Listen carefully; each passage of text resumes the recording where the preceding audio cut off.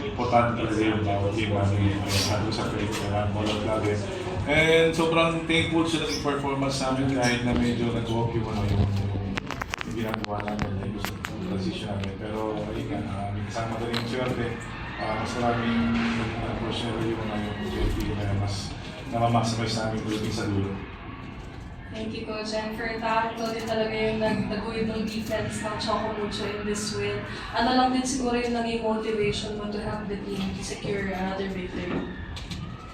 Lagi lang sinasabi sa akin ni Coach na gawin ko na yung kanya-kanya namin trabaho. Kasi magpa-follow up naman yung pag ginawa mo yan sa iyo.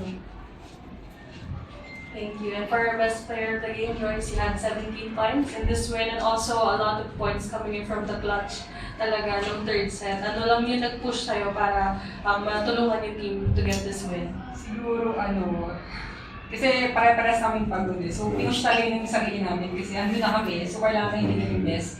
Kaysa makuha pa nila yung isang set. So mas lalo akong napapagod. So kailangan namin push pa. Yun.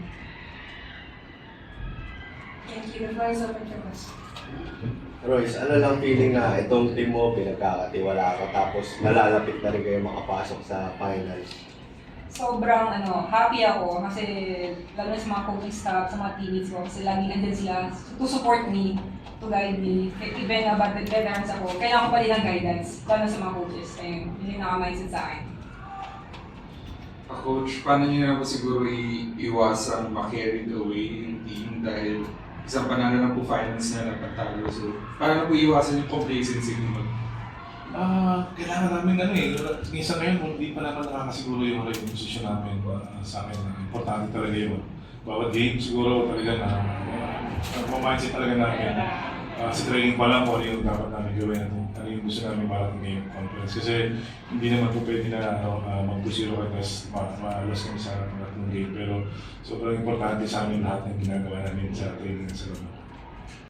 Siyempre big win nga yung sa Creamline and then going into the next two games. Siguro gano'n na nakatulong yung sa confidence nyo na hindi lang yun nga one game kundi hanggang sa makabig kayo sa goal nyo, nadadala nyo pa rin yung ganong klaseng laro. Ikaw ba? Ulit po. yung sa confidence mo na lang ngayon na nararamdaman mo after nung magandang panalo nyo sa Creamline. Sobrang high ng confidence namin lahat kasi nga nakuha namin yung panalo sa Creamline na tagal na namin din ang trabaho. Yun. Ikaw. Siguro naman yung bawat effort ng mga teammates ko, lalo ng mga coaches, tinatrabaho talaga kami. Kaya itong winning namin sa Creamline tsaka sa Cheritigo, deserve namin kasi pinagtatrabuhan po talaga namin. Ayun. Coach, siguro how did you like na lang na yung team mo, yung kung ano yung nakita nila after a big win na kumbaga locked in pa rin sila ngayong game na to? Siyempre, yung believe ako sa nila kasi kahit na alam nila na yung hindi kami kompleto na lumalaban, yun nga, yung naging sitwasyon namin, istiwala pa rin sila sa isa sa sistema na ginagawa namin. Kaya sobrang thankful sa kanila, nag-response sila. Kahit na alam nila na alam mo yun talagang medyo kulang kami sa sitwasyon, nilalaman pa rin nila. Sa mga players, although yun nga, natalo man kanina yung Petrogas, pero grabe yung pinapakita nila lately. Paano nyo lang pag-aandaan yun sa next game nyo para makuha na yung fight? Siguro syempre more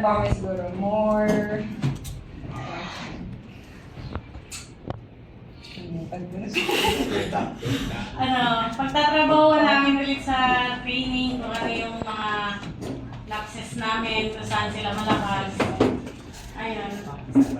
Siguro more aggressive pa siguro kami. Kasi kanina slow start kami. Siguro pag sa February siguro may 2 days na training kami. So kailangan pa namin more aggressive. Sorry. Coach, ayun nga, 1 win away from returning sa finals. Sa team ko ba parang merong excitement na ito na, makakabalik tayo or parang medyo may kaba na ang bilis na makapangyayari from here on out pero may Petrogas pa?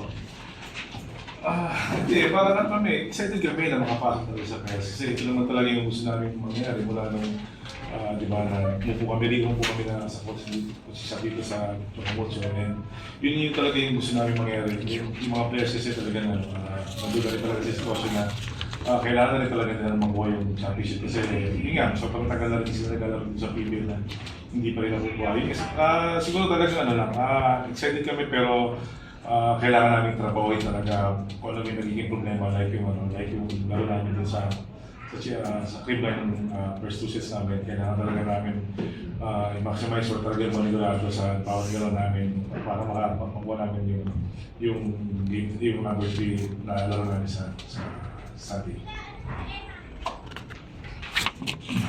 Thank you, Coach. Thank you, guys.